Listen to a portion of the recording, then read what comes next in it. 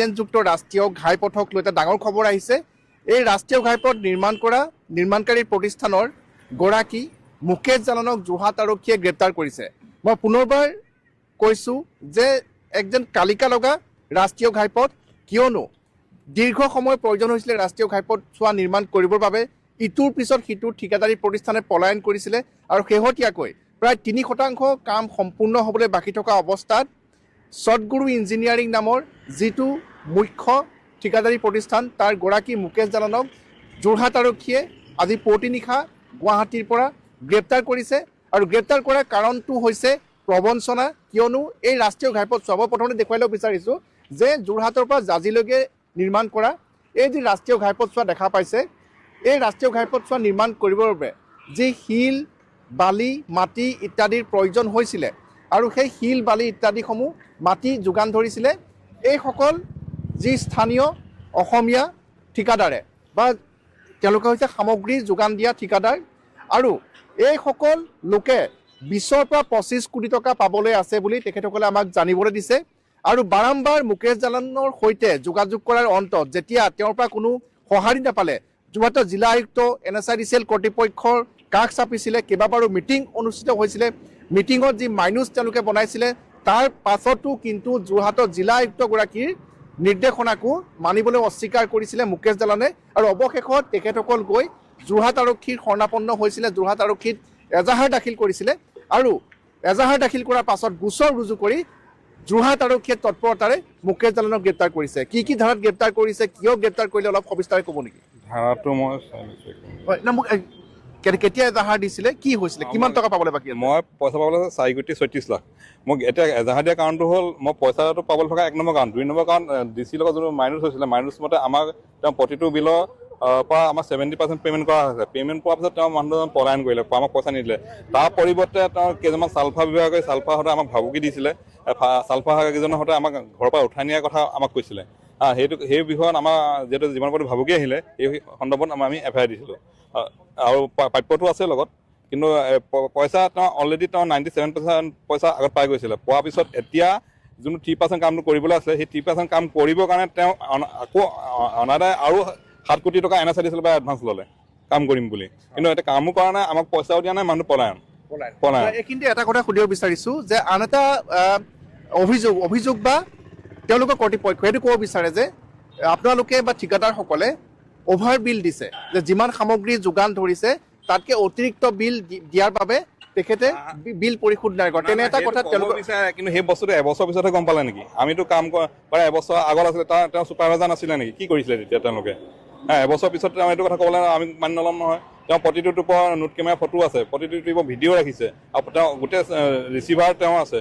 আৰু আজি যদি এবছৰ পিছত এই কথাটো কয় পইচা পাব, তেওঁ এই গোটেই তেওঁৰ লগত আলোচনা হৈছে, আলোচনাৰ পিছত এগ্ৰিমেণ্ট হৈছে, এগ্ৰিমেণ্ট কৰি চেক দিছে, চেক বাউন্স হৈছে। তাৰপিছত তেওঁ পইচা দিবলৈ পলায়ন কৰিছে। মই কথাখিনি আপোনাক সুধিব বিচাৰিছোঁ যে মুকেশ জালানৰ যি ঠিকাদাৰী প্ৰতিষ্ঠান আছে, তেওঁলোকে ক'ব বিচাৰে যে ইয়াত যিসকল ঠিকাদাৰ আছে সেই ঠিকাদাৰসকলে তেওঁলোকে যিমান সামগ্ৰী যোগান ধৰিছে তাতকৈ অতিৰিক্ত বিল দিছে আৰু তাৰ বাবে তেখেতে বিল পৰিশোধ কৰা নাই। এতিয়া মই আপোনালোকৰ পৰা এটা কথা জানিব বিচাৰিছোঁ যে DCৰ তাত যিখন বৈঠক হৈছিলে তাত তেখেতসকলৰ কৰ্তৃপক্ষ আছিলে, তেওঁ নিজে আছিলে, তেতিয়া তাত তেখেতে এইবিলাক কথা তেতিয়া নাই, তেতিয়া নোলিয়ালে কিয়? তেওঁ DC ছাৰক নক'লে কিয়? আমি অভাৰ বিল কৰিছোঁ, তেওঁ ক'ব লাগিছিলে তেতিয়া। এতিয়া যে পইচা দিব নোৱাৰি এইবিলাক উল্টা পুল্টা ক'লে হ'ব নেকি? পইচা সি দিবই লাগিব, ইয়াৰ পলাব নোৱাৰিব, পইচা দিব লাগিবই। আৰু দ্বিতীয়তে যি মাইনুচ বনাইছিলে, মাইনুচ আছিলে তাতে আছে, আৰু যিটো বিল হৈছিলে সেই বিলৰ যিটো এমাউণ্ট চেক যোগে আপোনালোকে পৰিশোধো কৰিছিলে? চেক পৰিশোধ কৰা নাই, চেক দিছিলে, চেক বাউন্স হৈছে। তেওঁ যদি ইমান ডাউট আছিলে, তেওঁ পোৱা আপোনাৰ চাওক, তেওঁ এই কথা ক'ব লাগিছে। তেওঁ আমাৰ লগত হিচাপত বহিবলৈ তেওঁ যোৰহাটত যোনটো ঘৰত আছিলে সেই ঘৰটোলৈ 43 বাৰ আমি যোৱাৰ পিছত তেওঁ হিচাপত বহিছে, 43 বাৰ চেক কৰিছে, 43 বাৰ চেক কৰাৰ পিছত হিচাপ ফাইনেল কৰিছে। এতিয়া এইসকলে মানি ল'ম নেকি আমি?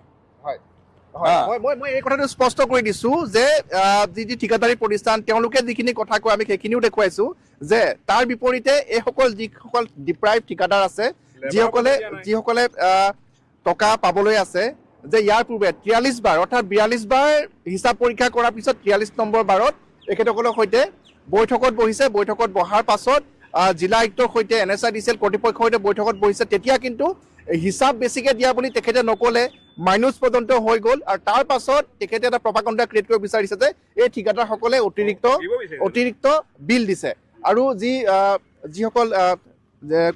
যিসকল শ্ৰমিক নিয়োগ কৰিছিলে তাৰ কোনোবা আছে নেকি তাৰ ঠিকাদাৰ কোনোবা আছে নেকি হয় কিমান টকা পাবলৈ আছে মই অকণ আগবাঢ়ি আহিব যে যিসকল শ্ৰমিক ইয়াত নিয়োগ হৈছিলে অলপ কথাটো বুজাই দিয়ক আমি ইয়াত আপোনাৰ যিবিলাক লেবাৰ দিছিলোঁ লেবাৰৰ পূৰা পে'মেণ্টটো আমাক নাই দিয়া মই লেবাৰ গোটেইখিনি লেবাৰ ময়ে দিছিলোঁ DBMBCৰ কাৰণে আৰু আপোনাৰ মাষ্টাৰ ৰোলৰ লেবাৰো দিছিলোঁ তাৰ পে'মেণ্ট 22 লাখ টকা মোক দিয়া নাই আৰু এইটো কথা তেওঁ DC ছাৰৰ আগত স্বীকাৰ কৰি তাত লেটাৰ মাইনাছো বনিছে মানে এনেকুৱা হৈছে নেকি আপুনি 100জন লেবাৰ দি 200জন লেবাৰ বিল বনাইছে তেওঁ বিল চেক কৰি আমাক তাত তেওঁ DC ছাৰৰ লগত বহিছে মিটিং কৰিছে তেতিয়াতো কোৱা নাছিলে তেওঁতো চকু মুদি পেলাই সেইটো সময়ত DC ছাৰ তাত যোৱা নাছিলে যথেষ্ট টাইম লৈছে 43 বাৰ বহা 50 বাৰ বহাৰ পিছত DC ছাৰৰ ওচৰত গৈছে তাত গৈ মিটিং কৰাৰ পিছতহে তেওঁ তেতিয়া ক'ব লাগিছিলে যে পইচা দিবলৈ বা মিছা ফল্চ বিল বা ফেক বিল তেতিয়াতো তেওঁ কোৱা নাই মানে 45-50 বাৰ আপোনালোকৰ সৈতে মিটিং কৰিছে তাৰ পাছত উপায়ুক্ত জিলা আয়ুক্তৰ তালৈ গৈছে NSIDCL ৰ উৰ্ধ্বতন কৰ্তৃপক্ষ আছে তেওঁলোকে যে ফিকাৰ কৰিছে পইচা দিম বুলি তাৰ পিছত পলায়ন কৰিছে মোৰতো আৰু সহজ হৈ আছে কাৰণ মই VP কেইটাত মাল পেলাইছিলোঁ তেওঁ যিমান CM মই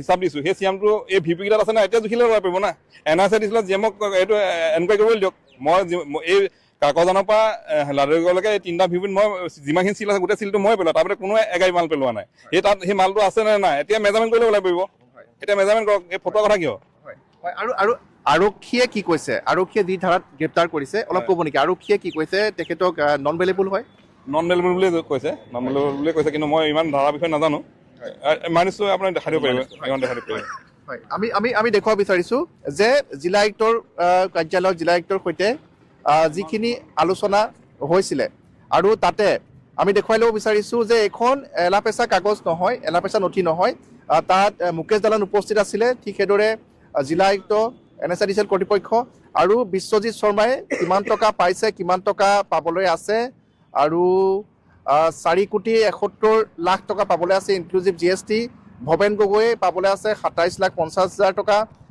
ৰেৱকান্ত দত্ত 27,49,000 টকা বুদ্ধজিৎ বৰুৱা পেণ্ডিং এমাউণ্ট 37 লাখ টকা এনেধৰণে আৰু আমি দেখুৱাইছোঁ যে এইখন যি নথি আমি দেখুৱাইছে মাইনুছ যিখন তেওঁলোকে দাঙি ধৰিছে এইখন সংলগ্ন কৰি দিছে এজাহাৰৰ সৈতে আমি পুনৰ দেখুৱাই ল'ব বিচাৰিছোঁ যে 23/9/2025 এইখন বৈঠক অনুষ্ঠিত হৈছিলে আৰু তাত সকলোখিনি কথা এই মাইনুছখনত উল্লেখ আছে আৰু আমি তাতে দেখুৱাব বিচাৰিছোঁ যে এই সকলোখিনি যে ইয়াত আমি দেখুৱাইছোঁ যে যোৰহাটৰ জিলা আয়ুক্তগৰাকীৰ ইয়াতে ছিগনেচাৰ আমি ডিজিটেল ছিগনেচাৰ দেখিবলৈ পাইছোঁ আৰু ইয়াৰ পাছতো এইসকল ঠিকাদাৰক তেওঁলোকে ডিপ্ৰাইভ কৰি আহিছে তেওঁলোকে ধন পৰিশোধ কৰা নাই আৰু আমি দেখুৱাব বিচাৰিছোঁ যে আজি পুনৰ এজাহাৰ দিব নেকি আজি পুনৰ এজাহাৰ দিম হয় মই এজাহাৰ দিম 22,50,000 টকা পাওঁ আৰু তেখেতে কোনো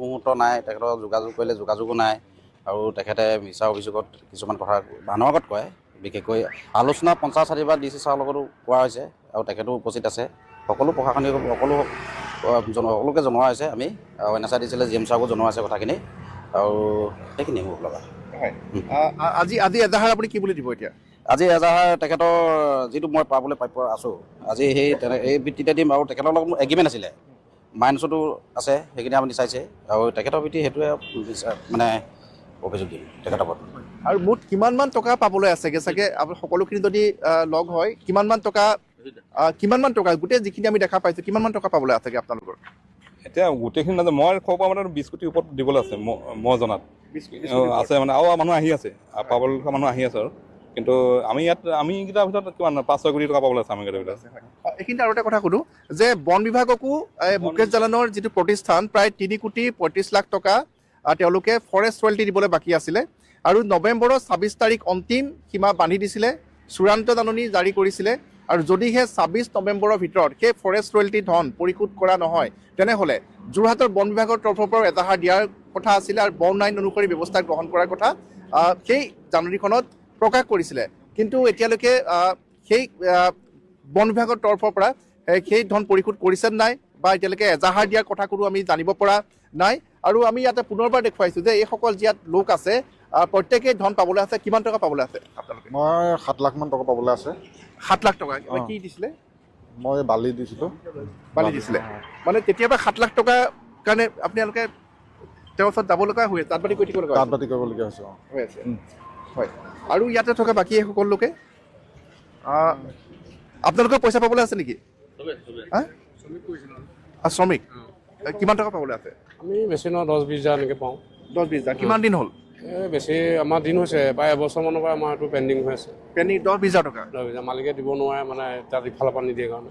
হয় অঁ হয়, ধন্যবাদ জনাইছোঁ। আৰু আমি দেখুৱালোঁ যে যোৰহাটৰ যি 4 লেনযুক্ত ৰাষ্ট্ৰীয় ঘাইপথ আৰু সেই ঘাইপথছোৱা নিৰ্মাণৰ ক্ষেত্ৰত এইসকল যি স্থানীয় ঠিকাদাৰ আছে, যিসকল সামগ্ৰী যোগানকাৰী প্ৰতিষ্ঠান আছে, তেওঁলোকে বহুখিনি অৰিহণা আছিলে, কিয়নো যুদ্ধকালীন তৎপৰতাৰে সেই কামখিনি কৰাৰ বাবে বা সেই বাৰিষা কালতো এনেধৰণে সেই সময়ছোৱাত প্ৰতিকূল পৰিস্থিতিকো নেওচি তেওঁলোকে সামগ্ৰী যোগান ধৰি অহাৰ বাবে নিৰ্দিষ্ট সময়ৰ ভিতৰত এই কামখিনি, এই পথছোৱা নিৰ্মাণ প্ৰায় সম্পূৰ্ণ হৈ উঠিছে। আৰু সেই সময়ত তেওঁলোকক সকলো কৰ্তৃপক্ষ চৰকাৰৰ তৰফৰ পৰা কোৱা হৈছিলে যে যুদ্ধকালীন তৎপৰতাৰে এই পথছোৱা নিৰ্মাণ সম্পূৰ্ণ কৰিব লাগে, কিয়নো যাতায়াতৰ ক্ষেত্ৰত বহুত দুৰ্ভোগ ভুগি আছিলে জনসাধাৰণে, আৰু সেইখিনি হৈ গৈছিলে। কিন্তু তাৰ পাছত যেতিয়া সেই ঠিকাদাৰী প্ৰতিষ্ঠানে তেখেতসকলে প্ৰায় অধিকাংশ ধনে লাভ কৰিছে, এওঁলোকে জানিবলৈ দিয়া মতে বিপুল পৰিমাণৰ ধন ইতিমধ্যে তেওঁলোকে NSIDCL কৰ্তৃপক্ষৰ বা চৰকাৰৰ তৰফৰ পৰা ইতিমধ্যে আদায় কৰি লৈছে। কিন্তু তেওঁলোকে যি দিবলগীয়া যি ধন আছে এই ঠিকাদাৰী প্ৰতিষ্ঠানসকলক, স্থানীয় যিসকল অসমীয়া ঠিকাদাৰ আছে তেওঁলোকক সেই ধন পৰিশোধ নকৰি প্ৰায় পলায়ন কৰিছিলে, কিয়নো যোগাযোগ বিচ্ছিন্ন হৈ পৰিছিলে। আৰু তাৰ বাবেই অৱশেষত থানাত এজাহাৰ দিবলৈ বাধ্য হয় আৰু অৱশেষত যোৰহাট আৰক্ষীয়ে মুকেশ জালনক গ্ৰেপ্তাৰ কৰিছে। মই পুনৰ এটা জানিব বিচাৰিম যে যেতিয়া আপোনালোকে কাম কৰিছিলে তেতিয়াতো দিনে ৰাতি কাম কৰিছিলে চাগে? আমি দিনে 24 ঘণ্টা কাম কৰিছোঁ আমি। হয় হয় 24 ঘণ্টা কাম কৰিছে? 24 ঘণ্টা। 3 মাহটো আমি শোৱা নাই, 3 মাহ ডে নাইট কাম কৰিছোঁ আমি। কাম কৰিছে আমি কাম নকৰা আকৌ ফেব্ৰুৱাৰীত যে টাৰ্গেট দিছিলোঁ, আকৌ ফেব্ৰুৱাৰীত কাম ওলালে না, আমি দিনাৰে তেনে কাম নকৰা হ'লে। কামটোতো আমাৰ কাৰণে ওলালে। আজি আকৌ নতুন এজাহাৰ দিব? আজি নতুনকৈ আকৌ দিবলৈ আহিছে। হয় সকলোৱে একে প্ৰবঞ্চনাৰ এই এডভকেট আহিছে, তেওঁ কেছ দিবৰ কাৰণে আহিছে। তেখেতেও কেছ দিবলৈ আহিছে? কাৰণ কাৰোবাৰ চেক বাউন্স আছে, হাতত চেক বাউন্স হেৰি লৈ আহিছে মানে। এইজনক ঘৰৰ মাটি পইচা দিয়া নাই এইজনক। হয়, আপুনি পইচা পাবলৈ আছে? হয়, আমি দেখুৱাইছো ইখনৰ পিছত সিখন গাড়ী ইয়ালৈ আহি আছে। যেতিয়া জানিব পাৰিলে যে মুকেশ জালনক ইতিমধ্যে যোৰহাট আৰক্ষীয়ে গ্ৰেপ্তাৰ কৰিছে, আৰু মুকেশ জালনে ইমান লোককে পইচা দিবলৈ আছে, ইমান ঠিকাদাৰক টকা পৰিশোধ কৰিবলৈ আছে যে সেই খবৰটো বিয়পি পৰাৰ পিছতে ইজনৰ পিছত সিজন লোক বিভিন্ন স্থানৰ পৰা যোৰহাটৰ টিয়ক থানাত সন্মুখলৈ আহিছে। এতিয়া দেখা পাইছো আন এজন লোক আহিছে, তেওঁ পুনৰ এজাহাৰ দিবলৈ অধিবক্তা আহিছে, চেক বাউন্সৰ গোচৰ দিবৰ বাবে আহিছে। আৰু আপোনালোকে ক'ৰ পৰা আহিছে? মই একচুৱেলি যিটো জেগাৰ পৰা মেলেঙৰ মেটেলিৰ পৰা যিটো প্ৰজেক্টটো চলাই আছিলে, মই তেখেতৰ সেই মাটিৰে অ'নাৰ হয়। আৰু মোৰ তাত তেখেতে এটা লেবৰেটৰী আৰু তেখেতৰ মেইন হেড অফিচটো তাতে আছিলে। তেওঁ মোক আজি আগষ্টৰ মাহিনৰ পৰা আজি তিল এতিয়া আপোনাৰ জানুৱাৰী সোমাওঁ তেতিয়াৰ পৰা পইচা আজি দিম কালি দিমকৈ দিয়াই নাই। আৰু মোৰ মাটিৰ এগ্ৰিমেণ্টটো অলৰেডি খতম হৈ গ'ল। এতিয়া মই বেলেগ পাৰ্টিবোৰ আহি আছে, মোৰ লগত যোগাযোগ কৰি আছে, মই দিব পৰা নাই। তেওঁ সদায় মিছা কথা কৈ থাকে। আজি দুদিনৰ আগতে তেওঁ কোনোবা সংগঠনৰ নামত 4জনমান ল'ৰাক পঠাই দিছে মেচিনাৰীখিনি নিবৰ কাৰণে। তাৰপিছত মই যেতিয়া লাডেগড় থানাক যেতিয়া অৱগত কৰিলোঁ, থানা আহিলে, পিছত ক'লে বস্তুখিনি নিব নোৱাৰে। তেওঁ মানে মিছলীয়া কথা তাৰ একেবাৰে অৱস্থিত হৈছোঁ। আমিও মেচিনাৰী নতুন JCB এটা লৈছিলোঁ, তেওঁক দিলোঁ, সেইটোৰো তেওঁ 3 মাহ পৰিশোধ নকৰিলে পে'মেণ্ট, লেণ্ডৰ পে'মেণ্টটো নাই। মোটামুটি এটা 10 লাখমান টকাই লাইবিলিটিছ আছে। হয়, আমি দেখুৱালোঁ যে শ্ৰমিকক পইচা নাই দিয়া, মাটি ছাপ্লাই দিয়া, মাটি যোগান ধৰা লোকক তেওঁ ধন পৰিশোধ কৰা নাই। আনকি যি স্থানত তেখেতৰ প্লেণ্টটো আছিলে, লেবৰেটৰী আছিলে, সেই মাটিডোখৰৰ ভাড়া নাই দিয়া। তাৰ গৰাকীৰ পৰা তেওঁ যি অন্যান্য সামগ্ৰী লৈছিলে তাৰ ভাড়া নাই দিয়া। এনেধৰণে যি টকা পৰিশোধ কৰিছে চেক যোগে, সেই চেক বাউন্স হৈছে। গতিকে এক ভয়ংকৰ প্ৰবঞ্চনা আপোনালোকৰ সকলোৰে সৈতে। কিমান টকা পাবলৈ আছে? মোৰ নিজা 272 আছে, তাৰপৰা ৰয়িং 2,72,000। তাৰপৰা আপোনাৰ ৰয়িঙৰ পৰা শিল আনিছিলে, তাৰ তেওঁলোকে পাবলৈ আছে 21 লাখ টকা। সেইখিনি মোৰ ৰিক্সত আহিছিলে। আৰু আপোনাৰ এই লাইটিঙৰ ল'ৰাজনৰ পইচা পাবলৈ আছে, সেইখিনিও মোৰ ৰেছপঞ্চিবিলিটিত আছে। সেইটো আপোনাৰ প্ৰায় 2 কোটি। 2 কোটি? হয়। গতিকে আমি জনালোঁ যে ইতিমধ্যে ৰাষ্ট্ৰীয় ঘাইপথেৰে যাতায়াত হৈ আছে, সুচলভাৱে সকলোৱে চলাচল কৰি আছে। কিন্তু ইয়াৰ নিৰ্মাণৰ সৈতে জড়িত এইসকল যি স্থানীয় অসমীয়া ঠিকাদাৰ আছে, তেওঁলোকৰ বৰ্তমান নাজল নাথল অৱস্থা। 2 কোটি 4 কোটি 10 লাখ 15 লাখ তেনেধৰণে তেওঁলোকে ধন পাবলৈ বাকী আছে আৰু মুকেশ জালানে মোবাইল ফোন অফ কৰি বা তেওঁলোকৰ সৈতে কোনো যোগাযোগ নকৰি ইয়াৰ পৰা মানুহজন অন্তৰ্ধান হৈ পৰিছিল আৰু অৱশেষত যোৰহাট আৰক্ষীক এজাহাৰ দাখিলৰ পাছত মুকেশ জালানক গ্ৰেপ্তাৰ কৰে। এই ক্ষেত্ৰত যোৰহাট আৰক্ষী নিশ্চয় অতি তৎপৰ ভূমিকা লৈছে। হয় যোৰহাট আৰক্ষীলৈ ধন্যবাদ। তেওঁ নতুনকৈ অহা এছ পি ছাৰে মানে তাৎক্ষণিকভাৱে এই পদক্ষেপ লগাই তেওঁক ধন্যবাদ। তেওঁ বাকী সূচাও যাতে আমাক সহায় কৰে তাৰ বাবে অনুৰোধ জনাইছোঁ। হয় ধন্যবাদ জনাইছোঁ। আৰু আমি দেখুৱালোঁ যে বৰ্তমান এই 4 যিটো ৰাষ্ট্ৰীয় ঘাইপথক লৈ এনেধৰণে এই পৰিস্থিতি পাইছেগৈ যে ইয়াত থকা ঠিকাদাৰসকলে এজাহাৰ দিব লগা হৈছে। মূল যি ঠিকাদাৰী প্ৰতিষ্ঠানৰ গৰাকী মুকেশ জালানক ইতিমধ্যে আৰক্ষীয়ে গ্ৰেপ্তাৰ কৰিছে আৰু সেই কথা জনাৰ পাছত ইজনৰ পিছত সিজন লোক পুনৰবাৰ অভিযোগ দিবলৈ এজাহাৰ দিবলৈ থানালৈ আহিছে। আৰু নিউজ 18 অসম নৰ্থ ইষ্টে প্ৰথমৰ পৰাই এই বাতৰি সম্প্ৰচাৰ কৰি আহিছিলোঁ আৰু তাৰপিছত আমি দেখুৱাইছোঁ যে বৰ্তমানো এই খবৰ বিয়পি পৰাৰ পিছত এনেধৰণে ধন লাভ কৰিবলৈ থকা ইজনৰ পিছত সিজন যোৰহাটৰ টিয়ক থানালৈ আহিছে। উদ্দেশ্য এটাই, মুকেশ জালানৰ বিৰুদ্ধে গোচৰ দিয়া আৰু তেখেতৰ পৰা যি পাবলৈ থকা ধন আদায় কৰা। ধন্যবাদ।